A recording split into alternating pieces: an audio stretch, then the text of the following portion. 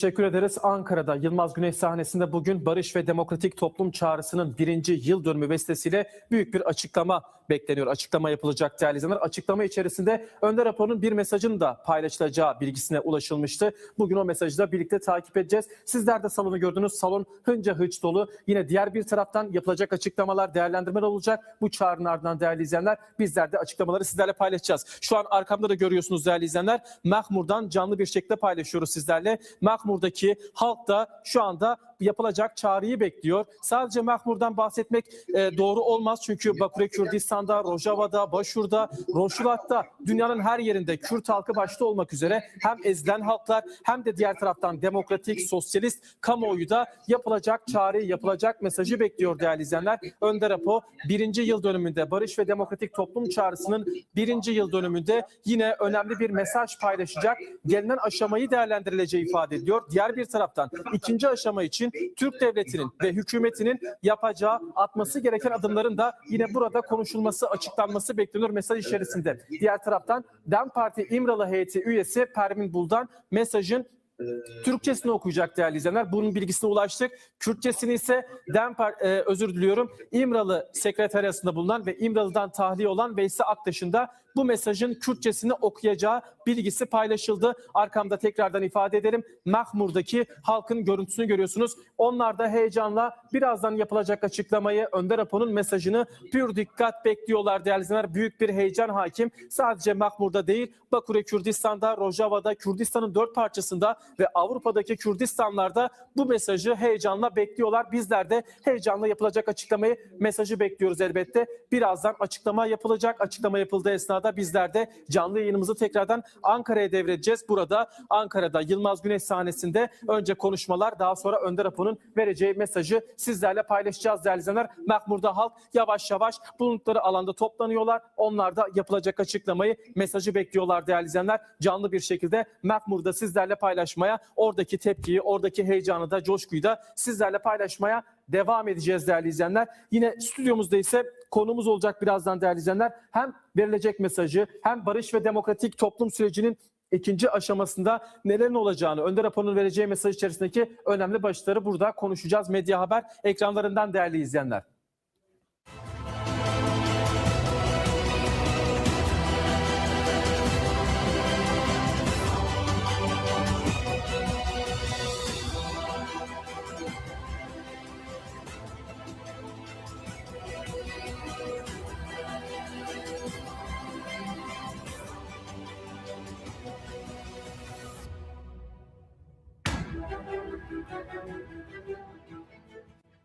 Heyecanla Kürdistanlılar bu yapılacak açıklamayı, yapılacak, verilecek mesajı bekliyor değerli izleyenler. Birazdan Ankara'ya gideceğiz. Arkadaşlarımızın uyarısını bekliyoruz. Ankara'daki açıklama başlar başlamaz bizler de Ankara'daki stüdyoda, Ankara'daki Yılmaz Güney sahnesindeki bu önemli açıklamayı, tarihi mesajı bekleyeceğiz değerli izleyenler. Sizlerle paylaşacağız. Bu tarihi anı, 1. yılını geride bıraktı Barış ve Demokratik Toplum Çağrısı.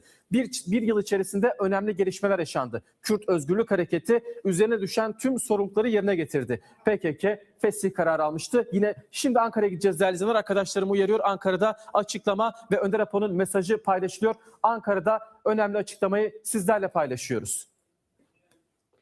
Başımız gözümüz üzerine geldiniz. Bi hayratın sersera serçavaratın. Kışın bitip baharın geleceği şu günlerde barış umudunu yeşertmeye gittik. Bunun can suyunu, bunun nefesini bütün bir ülke kardeşlik ruhu içerisinde Türküyle, Kürdüyle hep beraber verme umudu ve iradesiyle gittik. Bu umudu yeşerteceğiz. Varlığımız bu umudu yeşertmenin uğrunda geçti. Bundan sonra da böyle olacak. Ta ki bu ülke bir Gülistan'a dönünceye kadar.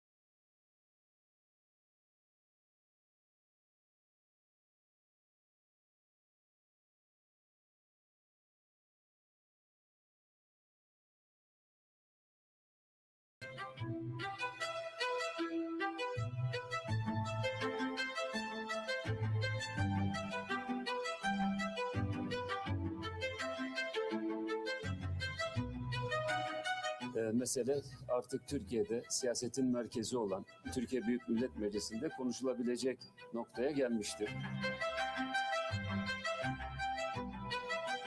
Demokratik toplum sosyalizmi ise Demokratik entegrasyon, Free Abdullah Öcalan. There are two great lights in the sky. One is the Kurdish freedom movement.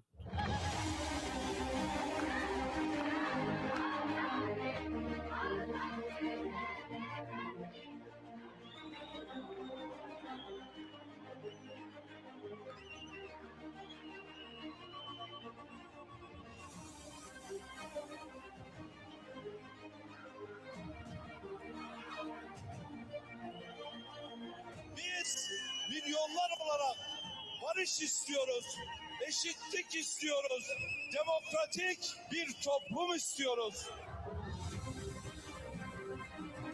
barışı mutlaka bu topraklara armağan edeceğiz.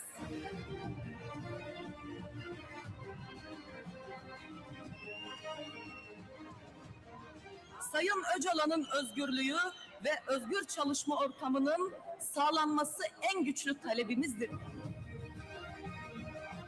Kalıcı ve sürdürülebilir bir barış için Sayın Öcalan'ın statüsü ve çalışma koşulları fiili değil, resmi ve yasal bir düzenleme ile belirlenmeli ve güvence altına alınmalıdır.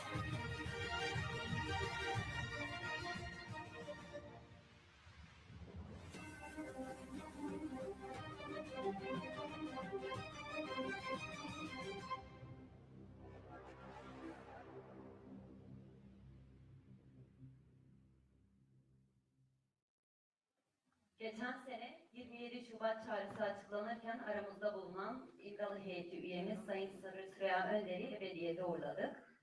Kendisi barış için çok emek verdi. Emekleri için minnettarız. Burada da kendisini bir kez daha saygı ve minnetle anıyoruz.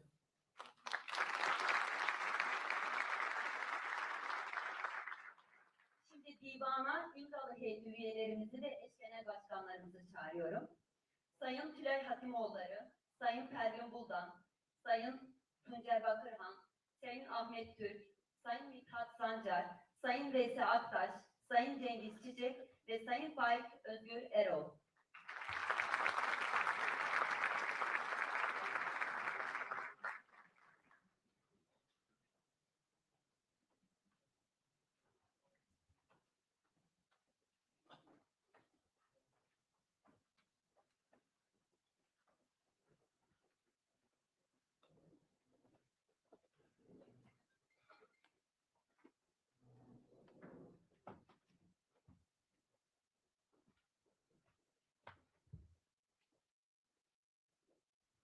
Genel Başkanlarımız Tülay Hatimoğulları ve Tuncer Bakırhan kısa bir açılış konuşması yapacak. Ardından divandan Sayın Pervin Buldan ve Veysi Aktaş bizlerle Sayın Abdullah Öcalan'ın mesajını paylaşacak.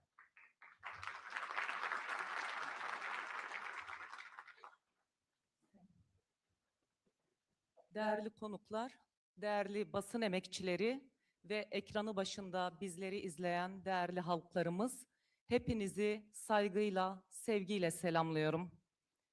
27 Şubat 2025'te Türkiye ve Orta Doğu siyasi tarihinin en önemli günlerinden birine tanıklık ettik. O gün yalnızca bir açıklama yapılmadı. Tarihsel bir eşik aşıldı, yeni bir dönemin kapısı aralandı. Bu süreçte bizlere eşlik eden, geçen yıl 27 Şubat'ta bu karede olan ve ömrünü barış ve demokrasi mücadelesine adamış sevgili Sırrı Süreyya Önder'i saygıyla, minnetle anıyorum. 27 Şubat'ta Sayın Abdullah Öcalan tarafından paylaşılan barış ve demokratik toplum çağrısı bir dönemin kapanışı ve yeni bir dönemin başlangıcı oldu. Bu çağrı güçlü bir siyasi irade beyanı ve tarihsel bir manifestodur. Yarım asırdır devam eden savaşın, çatışmanın, yoksulluğun ve acının yükünü taşıyan bu ülkenin kuzeyinden güneyine, doğusundan batısına ayrım gözetmeksizin herkes eşitlik için özgürlük ve demokratik bir yaşamın teklifiydi. Sadece silahların susmasını değil, onurlu, kalıcı ve adil bir barış düzeninin kurulması hedeflenmektedir. Bu yönüyle 27 Şubat geleceği yeniden kurma cesaretidir. Sayın Öcalan'ın cesaretli çağrısına örgütü olumlu bir yanıt vermiş, fesih kararı almış, silah yakma ve diğer pratiklerle bu çağrının gerekliliklerini yerine getirmiştir. Bizler DEM Parti olarak bir yıldır bu gelişmelerin onurlu bir barışa dönüşmesi için çalışmalarımızı devam ettiriyoruz. Mahalle mahalle, ev ev, sokak sokak, şehir şehir halkımızla buluşmalar gerçekleştirdik. Yaklaşık 2500 toplantı ve halk buluşması yaptık. Yüz binlerce yurttaşımızla açık yüreklilikle bu sürecin tartışmasını, değerlendirmesini gerçekleştirdik. Dünya çatışma çözüm deneyimlerinde ender görülen genişlikte katılımcı ve şeffaf bir toplumsal zemin oluşturmaya hep birlikte gayret ettik. Şimdi sorumluluk devlette ve iktidardadır.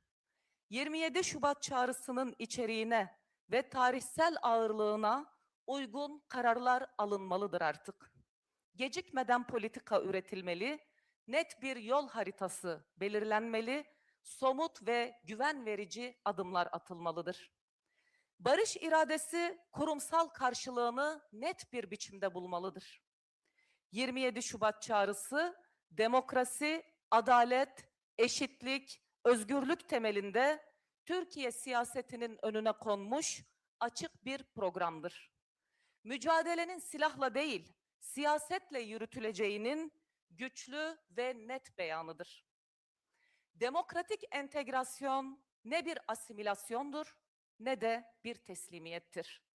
Demokratik entegrasyon her kimliğin tanındığı, her yurttaşın eşit kabul edildiği, özgürlüklerin anayasal güvence altına alındığı ortak bir yaşamın adıdır. Bu aşamanın hayata geçmesi artık siyaset kurumunun tarihsel sorumluluğudur. Çatışmadan beslenen korkuların, geçmişin travmalarının arkasına sığınma dönemi kapanmalıdır. Demokratik entegrasyon yalnızca Kürtlerin tanınması değil, Türkiye'nin bütünüyle demokratikleşmesidir.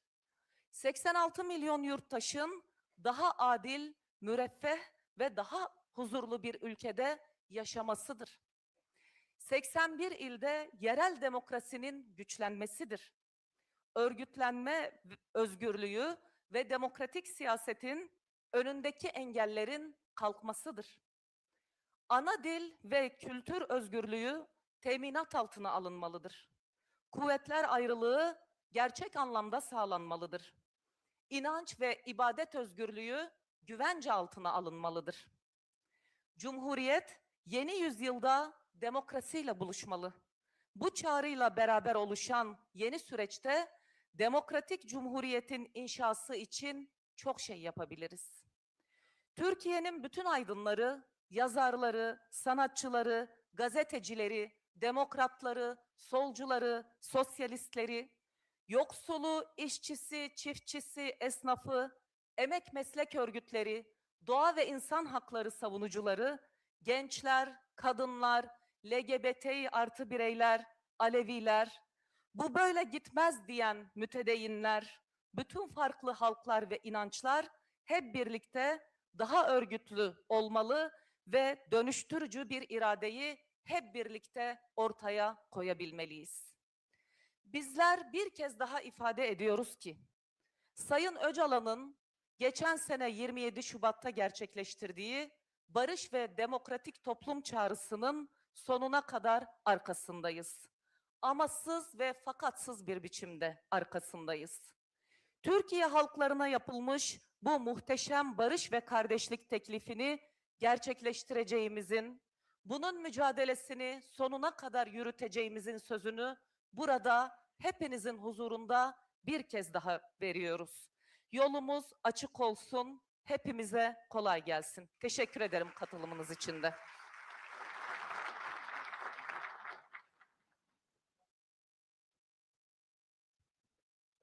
Mevanin aziz, evalin delalun khairatın ve hemiye canu dil sılav dikim. Çok değerli barış anneleri, bizi hiçbir dönem yalnız bırakmayan değerli kurumların temsilcileri, değerli halkımız, basın emekçileri, hepinizi saygıyla selamlıyorum. Hepiniz hoş geldiniz, sefa getirdiniz.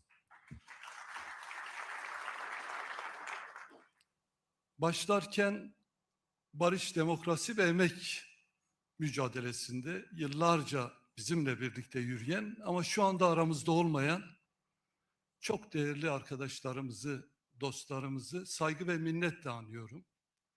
Yine biraz önce Sinevizyon'da da izlediniz. Bu sürecin oluşmasında büyük emeği, katkısı olan sevgili Sırrı Süreyya Önder'i de sevgi ve saygıyla yad ediyorum. Ve onlara bir kez daha sözümüzü yeniliyoruz.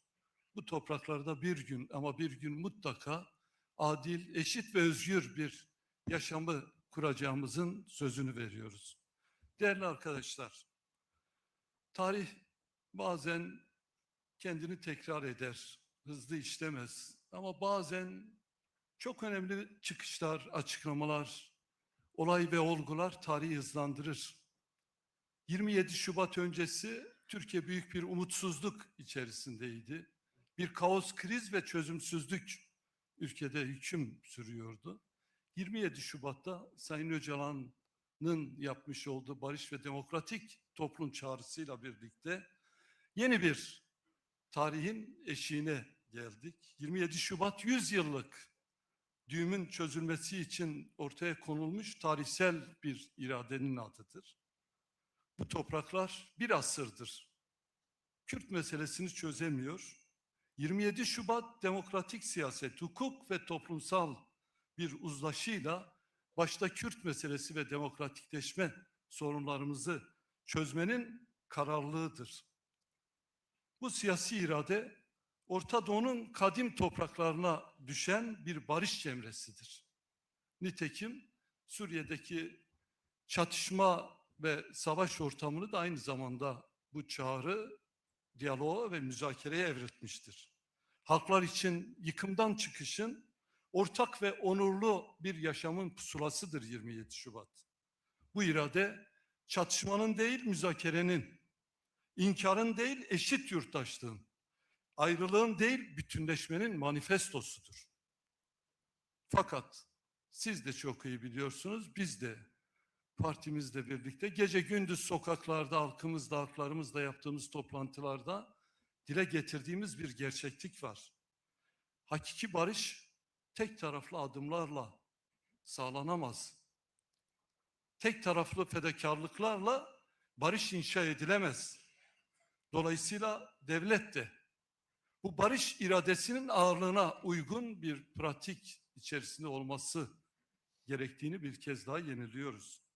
Devlet ve yürütme erki Sayın Öcalan'ın çözüm temposuna denk düşen ciddiyet ve kararlılıkla bu süreci ileri taşımakla yükümlüdür.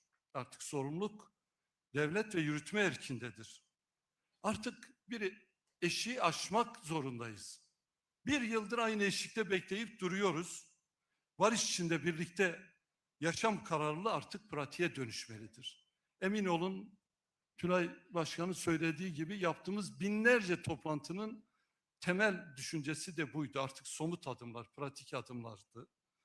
Meclis Komisyonu'nun da raporda belirtilen, Meclis Komisyonu'nun raporunda belirtilen yasal adımların da bu mübarek Ramazan ayının bütünleştirici ruhuna yakışır bir şekilde artık hayata geçmesi gerektiğini belirtiyoruz. Artık barışın hukuku yazılmalı, yasal ve anayasal güvence mekanizmaları işletilmelidir. Tarihsel ve toplumsal barışın tesisi için Sayın Öcalan'ın rolü, pozisyonu ve yasal statüsü net bir şekilde tanınmalı ve güvence altına alınmalıdır. Sayın Öcalan'ın 16 Şubat günü heyetimizle yaptığı görüşmede çok önemli bir şey söylendi. Sayın Öcalan, Kürtsüz Cumhuriyet olmaz demiş. Biz de Cumhuriyet Kürtsüz olmaz diyoruz ve bunun gereklerinin artık yerine getirilmesini de buradan dile getiriyoruz. Gerçek ve demokratik bir cumhuriyet ancak Kürtlerin eşit ve onurlu yaşadıkları bir yurttaşlıkla taçlandırılabilir. Evet, biliyoruz, mesele sadece Kürt meselesi değil, mesele Türkiye'nin demokrasi meselesidir, hukuk meselesidir, adalet meselesidir, birlikte ortak ve eşit yaşam meselesidir. Bizler DEM Parti olarak her türlü provokasyona, her türlü baskıya rağmen demokratik siyasetteki ısrarımızı devam ettireceğiz. Çözümün yegane zemininin demokratik siyaset olduğunu demeye devam edeceğiz. Yeni bir toplumsal mimari ve bütünleşmeyi yasa ve ilkeye dayanarak inşa etmek temel hedefimizdir. Tarihe açıkça not düşürüyoruz. DEM Parti nerededir diyenlere de bir kez daha bu salondan yanıtımızı veriyoruz. 27 Şubat çağrısını tüm inancımızla destekliyor ve sonuna kadar sahipleniyoruz. Sahiplenmeye devam edeceğiz. Sayın Öcalan'ın demokratik siyaset çabasının ve barış iradesinin arkasında durmaya devam edeceğiz. Riyame Bekribi, Aşti Daimbi, yolumuz açık, barış kaim olsun.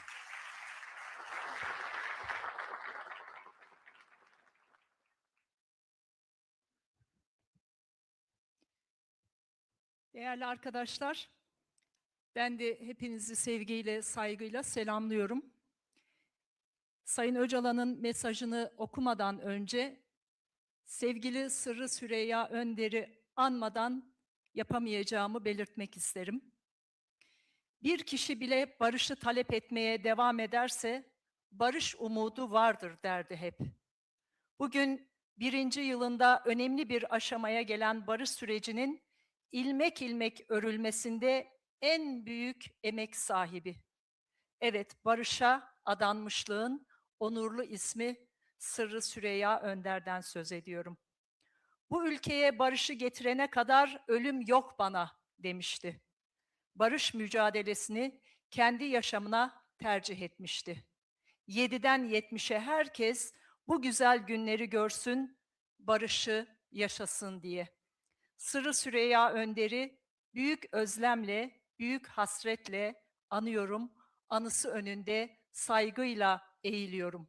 Bizler, halkımız, tüm Türkiye halkları ve tarih seni asla unutmayacak sevgili Sırrı Süreyya Önder.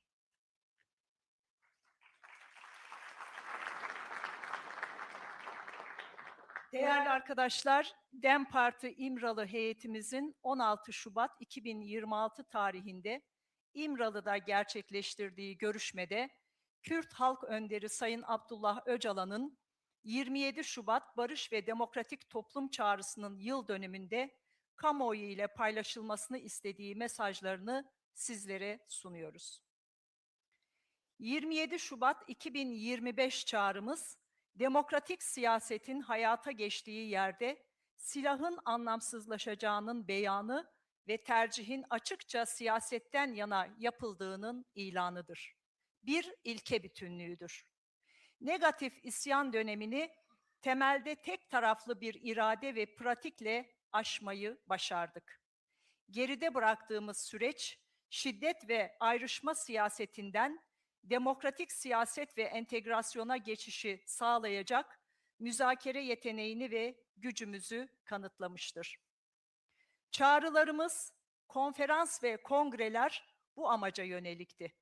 Örgütün fesih ve silahlı mücadele stratejisine son verme kararları sadece resmen ve fiilen değil, zihnen de şiddetten arınmayı ve siyaset tercihini ortaya koymuştur. Bu aynı zamanda Cumhuriyetle zihnen barışmanın da ilanıydı. Geçtiğimiz bir yıl içinde Sayın Erdoğan'ın iradesi, Sayın Bahçeli'nin çağrısı, Sayın Özel'in katkısı ve sürece olumlu katkı yapan diğer tüm siyasi, sosyal, sivil, birey ve kurumların çabalarını kıymetli buluyorum. Ve özellikle Sırrı Süreyya arkadaşımızı bir kez daha büyük bir saygı ve özlemle anıyorum. Kürtsüz Türk, Türksüz Kürt olmaz. Bu ilişki diyalektiğinin tarihsel bir özgünlüğü vardır. Cumhuriyetin kuruluş sürecindeki temel metinler Türk ve Kürt birliğini ifade ediyordu. 27 Şubat çağrımız bu birlik ruhunun canlandırılma girişimi ve demokratik cumhuriyet talebidir. Kandan ve çatışmadan beslenme mekaniğini kırmayı amaçladık. Sorunun tarihselliğini, ciddiyetini ve üretebileceği riskleri görmek yerine kısa vadeli, dar siyasi çıkarlara göre hareket etmek hepimizi zayıflatır. İnkarı ve isyanı sürekli kılmaya çalışmak, en büyük kural dışılığı kural kılmaya çalışmaktır. Son 200 yılda tersine çevrilmek istenen kardeşliğin önündeki engelleri kaldırıyor, kardeşlik hukukunun gereğini yapıyoruz. Nasıl bir araya gelinir ve nasıl bir arada yaşanılırı tartışmak istiyoruz. Şimdi negatif aşamadan pozitif inşa aşamasına geçmeliyiz. Yeni bir siyaset dönemine, stratejisine kapı açılıyor. Şiddete dayalı siyaset dönemini kapatıp, demokratik toplum ve hukuk temelli bir süreci açmayı hedefliyor ve her kesimi bu yönde imkan yaratmaya ve sorumluluk almaya davet ediyoruz.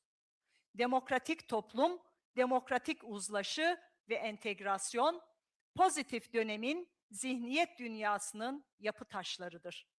Pozitif aşama, zor ve şiddete dayalı mücadele yöntemlerini dıştalar. Pozitif inşada amaç, herhangi bir kurumu, yapıyı ele geçirmek değil, toplumdaki her bireyin toplumsal inşada rol alabilecek sorumluluğa ulaşabilmesidir. Amaç, inşayı toplumla birlikte ve toplum içinde yapmaktır.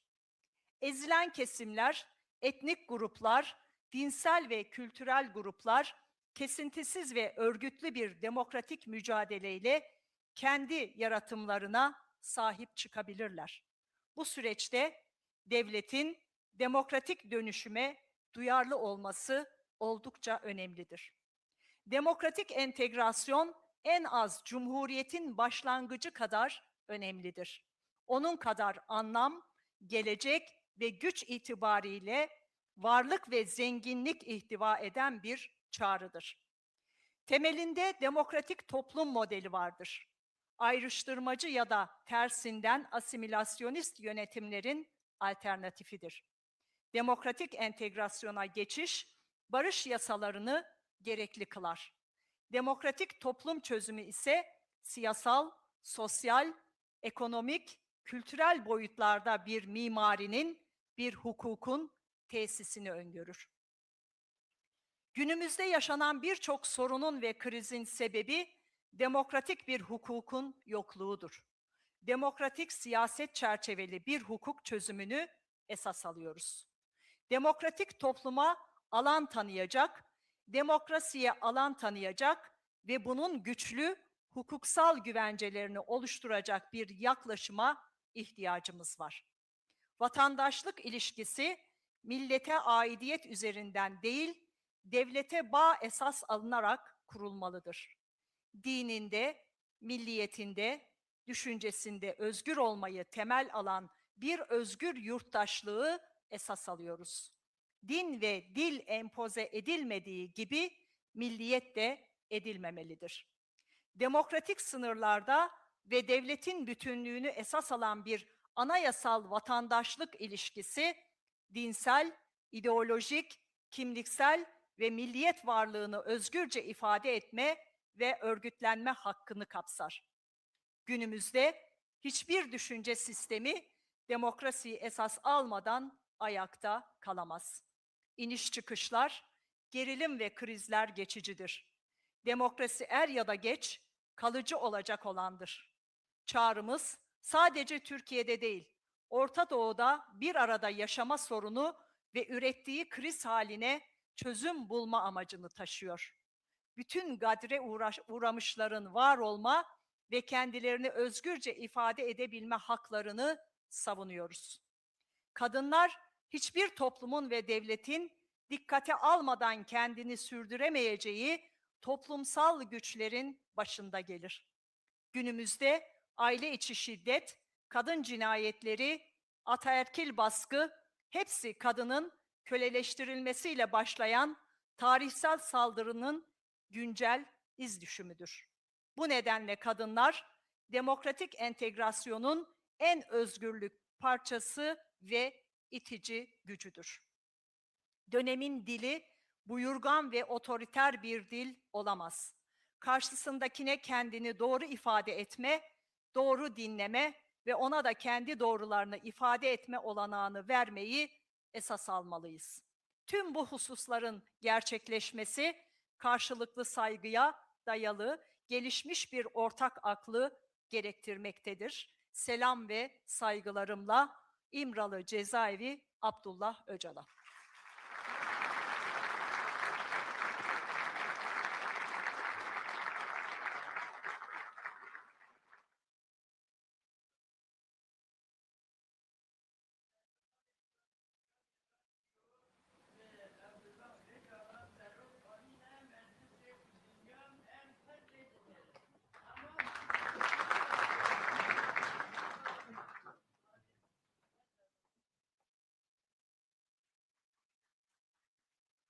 Havalên hêja.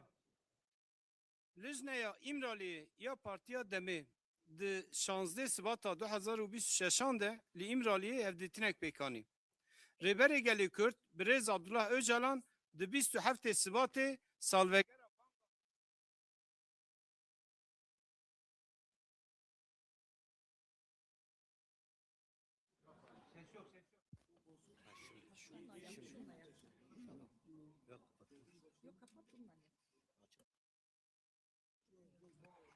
Tamam. Tamam. Havalên hêja. Lijneya İmraliyê ya Partiya Demê di 16 Sibata 2026 de li İmraliyê hevdîtinek pêkanî. Rêberê Gelê Kurd bi rêz Abdullah Öcalan di 27 Sibatê salvegera banga aştî û civaka demokratîk de bi rêya Lijneyê bi raya giştî re ev peyam parve kir. Banga me ya 27 Sibata 2025 beyana wê ye ku dilciyê ku siyaseta demokratîk bi cî dibe çek wataya xwe wenda dike û beyaneke eşkere ye ku siyaset hatiye tercih kirin û temamkirina rêgezena. Me bi îrade û pratika yekalî bi awayekî bingehîn serdema serhildana neyînî derbas kir. Pêvajoya borî, şiyan û hêza me ya danûstendinê dupat kiriye û em dikarin rê li ber veguhestina ji siyaseta tundutujî û parçekirina bo siyaseta demokratîk û entegrasyonê vekin. Bangewazî, konferans û kongreyên me ji bo vê armancê bûn. Biryarên rêxistinê yên ji bo fesî û bidawîkirina stratejiya tekoşîna çekdarî ne tenê redkirina fermî û pratikî ya tundutujiyê ye. Lê di heman demê de veguherinekê derûnî ber bi rêyeke siyasî ve jî nîşan da. Ev yek di heman demê de îlankirina li hevatina derûnî bi komarê re bû. Ez îradeya birêz Erdogan, banga birêz Baxçelî, tevkariya birêz Özel û hewildanên hemû kes û saziyên din ên siyasî, civakî û sivîl ên ku sala borî bi awayekî erênî pêşdarî pêvajoyê bûne gelekî giring dibînim. û ez bi taybetî hevalê me Sirrî Süreyya carekê din bi rêz û hesretekê mezin bibîrtînim. Türk bê Kurd, Kurd jî bê Türk nabin. Ev diyalektika tekiliyê xwedî karaktereke dîrokî ya resene. Nivîsên bingehîn ên di pêvajoya damezrandina komarê de yekîtiya Türk û Kurdan nîşan didin. Banga me ya 27 Sibatê hewildaneke ji bo vejandina bi rihê yekîtiyê û daxwaza komara demokratîk. Me armanc kir ku em mekanizmaya xuynu pevçûnê bişkînin. Li şûna ku em dîrokî bûn, cidî bûn û rîskên potansiyel em pirsgirêkê bibînin ku em li gorî berjewendiyên siyasî yên demkurt û teng tev bigerin, ev dê hemûyan me hemûyan qels bike. Hewildana domandina înkar û serhildana, hewildana domandina nelirêtiyê herî mezin e. Em astengiyên li pêşiya yekitiyê ji holê radikin ku di 200 salên dawî de hat xwestin ku ev yekitî bê berevajîkirin em şertên hukûqa yekitiyê pêktînin. Em dixwazin nîqaş bikin. Bêka em ê çawa bên cemhev û jiyana bi hev re ava bikin. Niha divê em ji qonaxa neyînî derbasî qonaxa erênî ya avakirinê bibin. Rê li ber serdem û stratejiyeke nû ya siyasetê vedibe. Armanca me ew e ku em serdema siyaseta tundutujiyê bi dawî bikin û pevajiyek li ser bingeha civaka demokratîk û serweriya hukûqê bikin. Em hemû beşên civakê vedixwînin ku di vî warî de derfetan biafirînin û berpirsiyariyê bigirin ser milê xwe. Civaka demokratîk, lehevkirina demokratîk û entegrasyon bingehên hişmendiya qonaxa erênî ne. Qonaxa erênî rêbazên tekoşînê yên zorê û tundutujî vederdike. Armanca avakirina erênî ne desteserkirina tu sazî an awahiyek e. Armanc ew e ku her takekes di civakê de bikaribe berpirsiyariyê bistîne û beşdarî avakirina civakî bibe. Armanc ew e ku avakirin bi hev re û di nav civakê de pêk were. Komên bindest, komên etnîkî, komên olî û çandî dikarin bi tekoşîna demokratîk a domdar û rêxistinkerî xwedî li afirînên xwe derkevin. Di vê pêvajoyê de pir giring e ku dewlet bersivê bide veguherîna demokratîk.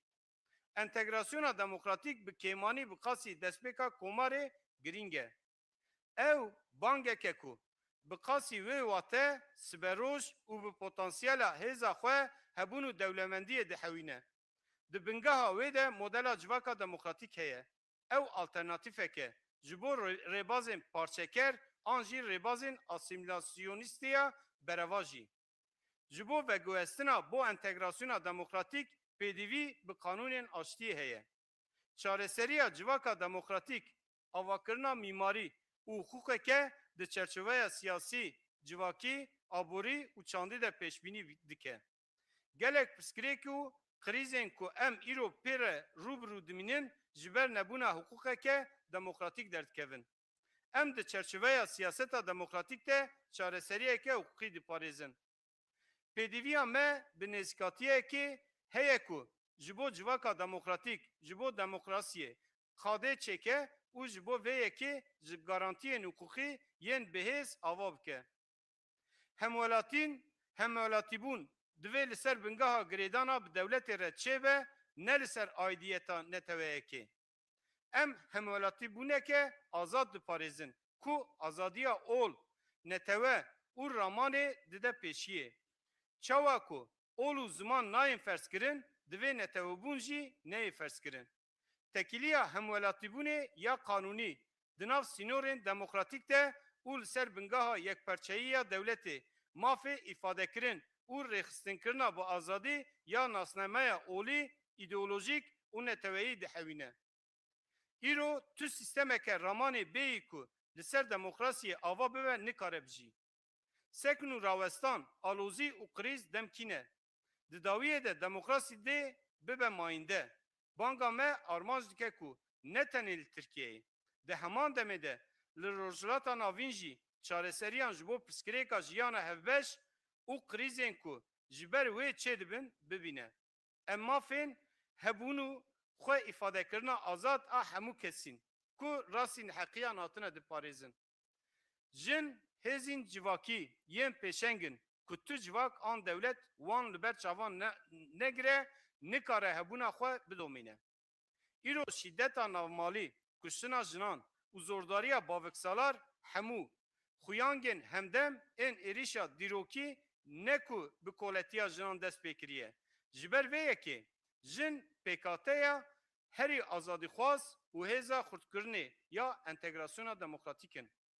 Zamanı ve serdemi divê serdesu otoriter nebe. Divê em derfet bidin herkese ki ku din ku bikaribe bi awayekî rast xwe îfade bike, bi baldarî guhdarî bike û rastiyên xwe îfade bike.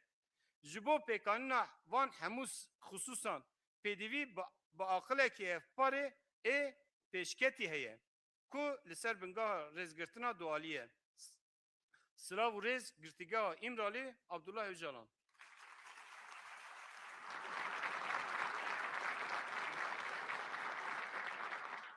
Em gelek bernameye hediya ji bo ku yên münhadinî û kedayên hemûrara em spas dikin. Programımız burada bitmiştir. Buraya gelen ve emek veren herkese çok teşekkür ediyoruz. Sağlıcakla kalın.